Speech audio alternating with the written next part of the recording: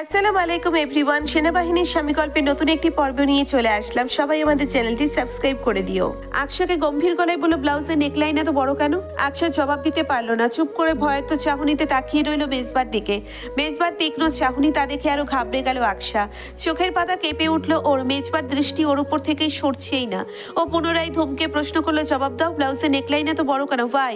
আকশা কেঁপে নত মুখে আমতা আমতা করে জবাব দিল, আমার ট্রেলার মেক করে দিয়েছে। ব্লাউজ কে পরবে? তুমি নাকি তোমার টেইলার? আমি। তাহলে ট্রেইলার কেন এভাবে মেক করবে? তার কোনো কমন সেন্স নেই? আসলে আমি এভাবে মেক করে দিতে বলেছিলাম। আকশা পুনরায় আমতা আমতা করে কথাটা বলতেই মেজবার কোমর আরো জোরে চেপে ধরলো। দাঁতে দাঁত পিষে বললো, তাহলে ট্রেলারকে ব্লেম দিচ্ছ কেন? এমন ব্লাউজ পরার কি দরকার? যা বললে সব দেখা যাবে। সব কোথায় দেখা যাচ্ছে? শুধু তো কাঁধ। আকশা এর মাঝে প্রতিবাদ করে বলতেই মেজবাউকে ধমকে থামিয়ে দিল। চুপ। আবার মুখে মুখে তর্ক করা? তোমাকে আমি জানে মেরে ফেলবো। শেষোক্ত কথাটা চাপা স্বরে দাঁতে দাঁত চেপে বলল মেজবা। আকশা অনুতপ্তের ন্যায় পাল্টা বলল, আসলে আমার এই টাইপের ব্লাউজ খুব ভালো লাগে, স্পেশালি এই ডিজাইনটা। অনেকদিন ধরে মেক করতে চাইছিলাম, এই ফার্স্ট এটা বানিয়েছি।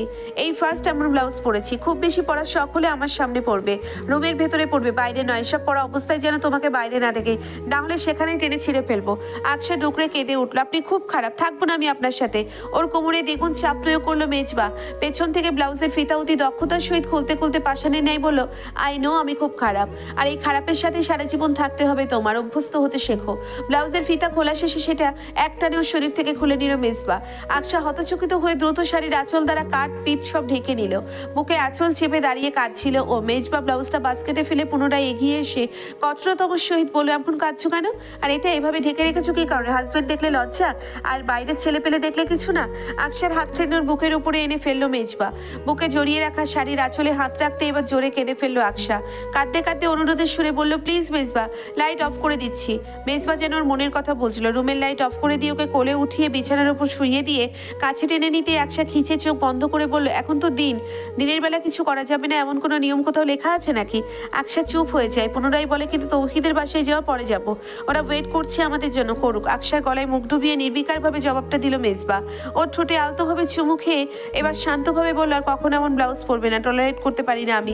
আচ্ছা আর পরবো না কখনো। আকশার ঠোঁট পুনরায় কতগুলো নরম আদরে ভরিয়ে দিল মেজবা। আজ খুব ভোরে ঘুম ভাঙলো আকশার। ঘুম থেকে উঠে পাশে মেজবাকে পেল না। ফ্রেশ হয়ে বাইরে বেরিয়ে রান্নাঘরে গিয়ে ছোট চাচির কাছে জিজ্ঞেস করলেন, উনি কোথায়? উনি বললেন, মেজবা ভোরে উঠে ছাদে গেছে। এমনকি ওনাকে প্রতিদিন ভোরেই ছাদে যায়। এই সময় কখনো ঘুম না ভাঙার দরুন আকশার এই ব্যাপারটা অজানা ছিল। আকশার শাড়ির আঁচল কাঁধে চড়িয়ে দিয়ে ছাদের দিকে পা বাড়ালো। ছাদে এসে দেখলো সম্পূর্ণ ফাঁকা এবং পরিষ্কার পরিচ্ছন্ন ছাদে মেজবা ব্যায়াম করছে, পোশাক দিচ্ছে ছাদের ওপরে। আকশা এগিয়ে গিয়ে এক কোণে দাঁড়িয়ে মেজবার ব্যায়াম করা দেখতে মনোযোগী হলো। মেজবা ওর উপস্থিতি খেয়াল করেছে, তবে ব্যায়াম থামায়নি। আকশা এবার শুষ্ক কাশি দিয়ে মেজবার মনোযোগ আকর্ষণের চেষ্টা করে বলল, আপনি প্রতিদিন সকালে উঠে ব্যায়াম করেন, অথচ এই ব্যাপারটা আমি এতদিন পরে জানতে পারলাম। সিভিলিয়ানরা এমনিতেও ব্যায়াম সম্পর্কিত কোনো কিছু সম্পর্কে ধারণা রাখে না। তোমরা ঘুমাও তো সকাল 8টা-10টা পর্যন্ত, তাহলে আর্মি পার্সনের ব্যায়াম শিডিউল সম্পর্কে জানবেই বা কিভাবে ব্লাডি সিভিলিয়ান? শেষোক্ত কথাটুকু বরাবরের ন্যায় কটাক্ষ করেই বলল মেজবা। আকশা একটা মুখ ভেঙচি দিল বিপরীতে। অবশ্য মেজবা নিচু হয়ে পুশ-আপে ব্যস্ত থাকায় সেটা দেখতে পেল না। ওর পিঠে বিন্দু বিন্দু ঘাম জমেছে, শরীরের মাসেল আরো বেশি ফুলে উঠেছে, সামনে ঝাঁকড়া চুল এলোমেলো হয়ে পড়ে আছে। আকশা এক ধ্যানে দেখছে এই সুদর্শন পুরুষকে। হঠাৎ ও বলল, আমিও আপনার মতো ব্যায়াম করবো। মেজবা এবার ব্যায়াম থামিয়ে ওর দিকে তাকিয়ে জোরে হেসে উঠল। হাসিটা মোটেও ভালো উদ্দেশ্যে দেয়নি, বোঝা গেল এটা উপহাস্যের হাসি। যেন মেজবার এই হাসি কটাক্ষ করে বলতে চেয়েছে, ব্যায়াম আর তুমি করতে পারবে আদেও? অবশ্য মেজবা কটাক্ষের সুরে বলেই ফেললো, তুমি করবে ব্যায়াম? আকশা জেদ ধরে বলল, হ্যাঁ আমি করব। পারবে না, এসব বাচ্চাদের কাজ নয়, যাও রুমে গিয়ে ঘুমাও। না আমি করবই, আপনার মতো ব্যায়াম করবো আমি। পুশ-আপ দেওয়া তোমার কর্ম নয়, ছেলে মানুষই করো না।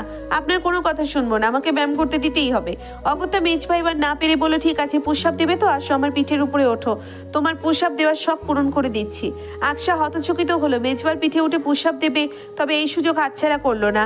সুযোগ পাওয়া মাত্র লুফে নিল। উচ্ছলতার সহিত মেজবার উদাম পিঠের উপরে উপর হয়ে শুয়ে পড়লেও বাহু গলিয়ে মেজবার খোলা পশমে আবৃত বুক জড়িয়ে ধরে রাখলো শক্ত করে। মেজবাহুকে পিঠের ওপরে ওভাবে নিয়েই পুশ-আপ দিতে লাগলো। 5, 10, 15 করে 20টা হলো, তবুও থামার নাম নেই। আকশা এবার অস্থির হয়ে বলল, আর কত মেজবা? আপনার কষ্ট হচ্ছে না? নো।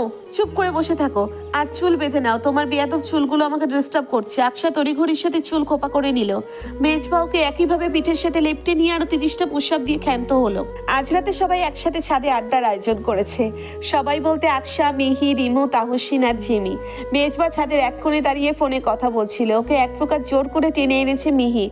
খুব করে অনুরোধ করছে তাদের সাথে আড্ডায় বসতেই হবে। ঠিক হলো এখন একটা গেম খেলা হবে, তবে কি গেম খেলবে তা ঠিক করতে পারছিল না কেউই। শেষমেশ অনেক আলোচনা করে ঠিক করা হলো ট্রুথ অর ডেয়ার গেম খেলা হবে। মিহি দ্রুত নিচে গিয়ে একটা কোকের বোতল নিয়ে আসলো। এরপর খেলা শুরু হলো। প্রথমেই বোতল ঘুরে জেমির দিকে পড়লো। জেমিকে মিহি উচ্ছ্বসিত হয়ে বলল, তোমাকে আমি প্রশ্ন করবো আপু, বলো ট্রুথ নাকি ডেয়ার? ট্রুথ। জেমি অনেক ভেবেচিন্তে ট্রুথ নিল। তারপর ওকে মিহি জিজ্ঞাসা করলো, তুমি সবচেয়ে বেশি কাকে ভালোবাসো? অনেকের কথা বলা যাবে নাকি একজনের? একজনের। জেমি অনেক ভেবেচিন্তে বলল, জনাব আফসান শিকদারকে। জেমি কথাটা বলার সঙ্গে সঙ্গে আসলে হইচই পড়লো। ও লজ্জা পেল। তারপর বোতল ঘুরালো তাহসিন। এবার বোতল ঘুরে পড়লো মিহির দিকে। তাহসিন বলল, ট্রুথ নাকি ডেয়ার নিবে আপু? মিহি কোনো কিছু না ভেবেই জবাব দিল, ট্রুথ। তোমার লাইফের সবচেয়ে বড় ড্রিম কি? তৌহিদকে বিয়ে করা। মিহি উচ্ছ্বসিত হয়ে হেসে জবাব দিল। সবাই ওর কথা শুনে হাসাহাসি করতে লাগলো। এরপর বোতল ঘোরাতে যাবে তার আগেই হঠাৎ নিচ থেকে ডাক আসলো। আয়ান কান্না করছিল। জেবি ওকে নিয়ে নিচে চলে গেল। তাহসিন, রিমু আর মিহিও পিছু পিছু বেরিয়ে গেল। ছাদে আপাতত শুধু আকশা এবং মেজবা রয়েছে। দুজনে মুখোমুখি বসা। মেজবা প্রতিক্রিয়াহীন দৃষ্টিতে আকশাকে দেখছে।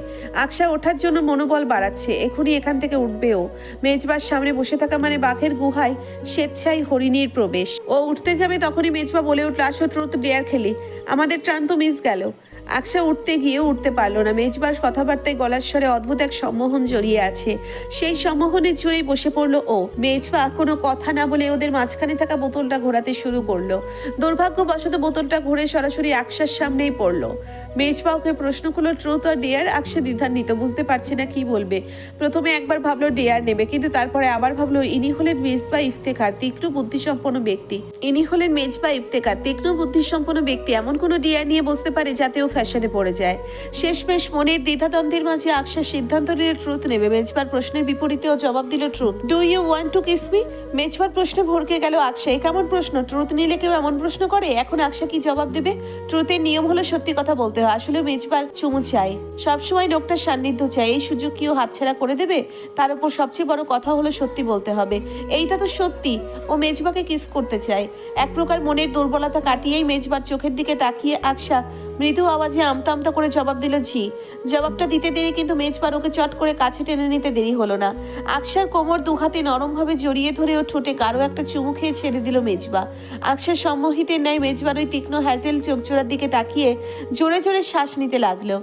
এরপর অদ্ভুতভাবে মুহূর্তের মধ্যে স্বাভাবিক হয়ে মেজবা পুনরায় বোতল ঘোরানোর প্রস্তুতি নিল। মেজবাকে আকশা খুব ভালোভাবে চেনে। এই লোক এসব খেলার প্রতি মোটেও আগ্রহী নয়, তার কাছে এগুলো বাচ্চাদের খেলা। তবে আজ এত আগ্রহ দেখাচ্ছে তার মানে নিশ্চয়ই আকশাকে নিজের জালে ফাঁসানোর জন্য। আকশা পড়েছে মহা মুসিবতে। আরও একবার ওর দিকে বোতল পড়লে মেজবা নিশ্চয়ই আবার অদ্ভুত কোনো শর্ত জুড়ে দেবে। তবে এবার আকশার ভাগ্য সুপ্রসন্ন ছিল। বোতল কয়েক পা খেয়ে মেজবার দিকে পড়ল। আকশা মনে মনে বেশ উচ্ছ্বসিত হলো। ও নড়ে চড়ে সোজা হয়ে বসে মেজবাকে এই প্রশ্ন করলো, ট্রুথ নিবেন নাকি ডেয়ার? মেজবার সরু চোখে ওর দিকে তাকিয়ে প্রত্যুত্তর করলো, ডেয়ার। শব্দটা শোনা মাত্রই আকশার ঠোঁটের কোণে সূক্ষ্ম হাসির রেখা ফুটে উঠল। হঠাৎ ওর কি হলো কে জানে, সামনে মেজবার আরো কাছে, খুব কাছে এগিয়ে গিয়ে বসলো। ওদের মধ্যে সামান্য ইঞ্চিখানেকের দূরত্ব এখন। আকশা মৃদু আওয়াজে লজ্জা মিশ্রিত স্বরে বলে উঠল, আমাকে কিস করুন। মেজবা অবাক হলো বেশ। অবাক চোখে তাকিয়ে রইল আকশার দিকে, যেন এমন ডেয়ার নেওয়ার জন্য মোটেও প্রস্তুত ছিল না ও। এই মেয়ে এমন কথাও বলতে পারে? সরু চোখে আকশার মুখমণ্ডলী একটানা কিছুক্ষণ পর্যবেক্ষণ করে এবারও আচানক আকশাকে কোলে উঠিয়ে নিল। ছাদের আবছা আলো আধারির মাঝে আকশার মুখ চেপে ধরে ঠোঁট জোড়ায় পুরো ঠোঁটের মাঝে মিশিয়ে দিল। আকশা আবেশে চোখ বুজে ফেলে। এই একমাত্র পুরুষালী ঠোঁটের ছোঁয়া ওর বহুল আকাঙ্ক্ষিত। এই ঠোঁটের ছোঁয়া পাওয়ার জন্য সবসময় মরিয়া হয়ে থাকে ও। মেজবার শার্ট শক্ত করে খামছে চেপে ধরলো ও। আমার চুমু নেওয়ার একটাও সুযোগ ছাড়ছো না তুমি, খুব চালাক হয়ে যাচ্ছ। চিন্তার বিষয়। মেজবার কথা শুনে এবার চোখ মেলে তাকালো আকশা। ওর চোখের লজ্জা মেজবার দৃষ্টি এড়ালো না। ও ফিচেল হেসে বলল, অথচ কিস করার কথা বলার সময় তোমার এই লজ্জা ঘুমিয়েছিল। মেজবার ঠাটবাট কথায় আকশা আরো বেশি লজ্জা পেল।